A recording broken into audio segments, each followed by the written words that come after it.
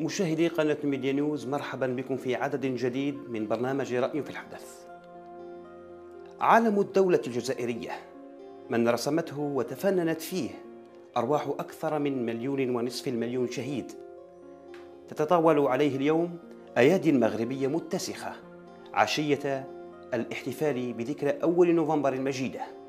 تتجرأ عليه يد حميد النعناع المنتمي إلى صفوف حركة الشباب الملكي، وهو شاب مغربي يعمل في إيطاليا. ماذا يعمل؟ يرضع حليب الإيطاليين ويترامى بين حاناتها كخادم لأبناء روما، ويمسح كؤوس الشامبانيا والنبيذ. وها هو اليوم يحاول أن يطهر نجاسة يديه بطهارة العلم الجزائري بحجة إسقاطه من أعلى القنصلية الجزائرية بالدار البيضاء فقط ليظفر بفرصة لمسه. لكن هيهات يا ابن روما، ويا من فقدت شهامة العروة وأصالتها، تتطاول اليوم على الراية الوطنية الجزائرية. لماذا؟ فإن كنت تريد التوبة عن ماضيك في روما وخطاياك فبابها مفتوح، ليس بشرط لمس العلم الجزائري. أهكذا تهنئون الجزائر بذكرى أول نوفمبر يا أشقاء الجزائر، يا أبناء الحسن الثاني؟ أنسيتم أن استقلال بلادكم أخذتموه رأفة وعلى ظهور الشهداء الجزائريين، أم أن عودكم اشتد على راية فقط وتبينون قوتكم على الأسطح وأمام الكاميرات العالمية فقط؟ لولا رجال الجزائر الشرفاء لبقي المغربي يقبل أيادي الفرنسيين ويلعق أيادي الملوك. ولكن هيهات وشتان بين المغربي الأصيل وبين أتباع الرومان أشباه المغاربة. كيف تسول لك نفسك أن تتجرأ على علم الشهداء وتحرق بذلك كل صورة جميلة عن المغاربة الشرفاء مغاربة الأمس؟ ألست أنت وأمثالك من تبكون ليل نهار على فتح الحدود البرية لأن الجوع قتلكم؟ ولكن والله لن تفتح لا الحدود ولا غيرها. يا من تتكئون على خيرات الجزائر، لا تنسوا أنفسكم ولا تأخذكم كلمات الشباطي اللعينة، فهو حافظ أمره، أو بالعامية الجزائرية قاضي صوالحو. فأنتم الشعب البسيط من تندبون أيامكم للقوت، وأنتم من تقطعون الحدود الجزائرية ليلا للظفر بكيلوغرامات من العجائن والمعكرونة. والله حتى هذه لن تطالها أيديكم بعد أيام. كيف تفعلون ما فعلتم؟ والله كل من تطاول على العلم الجزائري نال حظه من التشتت والتشرذم، لأنه بالأحرى سب الشهداء الذين هم عند ربهم خالدون. والله حتى الشعب الصحراوي المستعمر من طرفكم لم يفعلها يوما، ولم يحرق علم المغرب بالرغم من أنه مستعمر.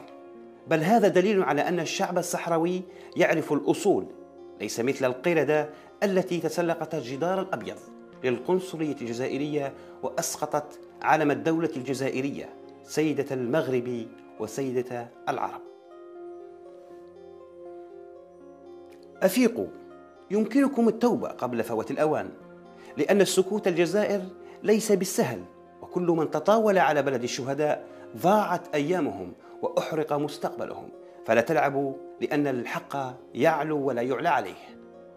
بالأمس تطاول شباط أمين حزب الاستقلال على تندوف، لكنه نسي أن يطالب بحق المغاربة المسلوب بغير وجه حق، وهو استرجاع سبتة ومليلة، والتي يدخلهما شباط بالتأشيرة، حتى الملك يدخلهما بالتأشيرة، ونسي بذلك أنه نهب أرض الشعب الصحراوي، وهو من يطالب اليوم بأرض الأحرار.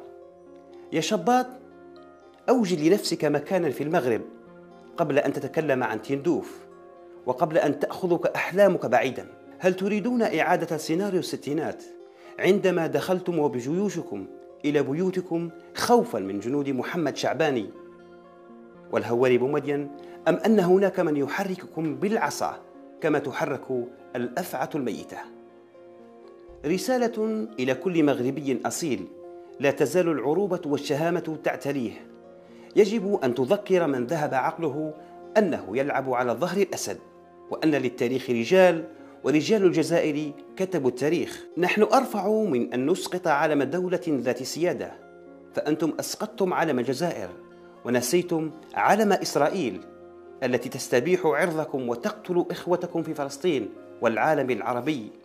اسألوا عن بمبركة أين هو؟ اسألوا إسبانيا التي وطأتكم وساقتكم من آذانكم ولم تتفوهوا بكلمة واحدة، تتجرؤون على الشعب الصحراوي فقط. يقول الشعب الجزائري بالعامية: الجوع تفرعين من الروس فارغين. أنتم أنزلتم علم الجزائر، لكن ستندمون أشد ندم، لأن الجزائر لا تلعب مع الصغار ولا تضيع وقتها في قفزات القردة وشطاحات الضباع. الجزائر لا تخاطب فارغ العقول ولا مجنوني السلاطين ولا مقبل الأيدي.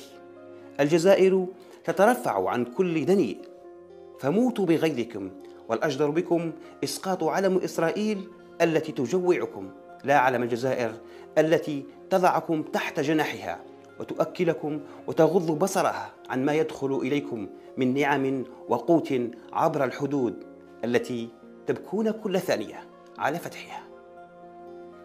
رسالتي إلى الشعب المغربي الأصيل أن تنصحوا إخوانكم المغاربة الخارجين عن مغربيتهم الحقيقية أن يصحوا من غفلتهم، لأنه ليس لديهم غير الجزائر تحن عنهم وتخرجهم من الجوع وفقرهم المدقع. إلى هنا ينتهي هذا العدد من رأي في الحدث. إلى اللقاء، وتحية خاصة إلى شرفاء المغرب الحقيقيين. السلام عليكم.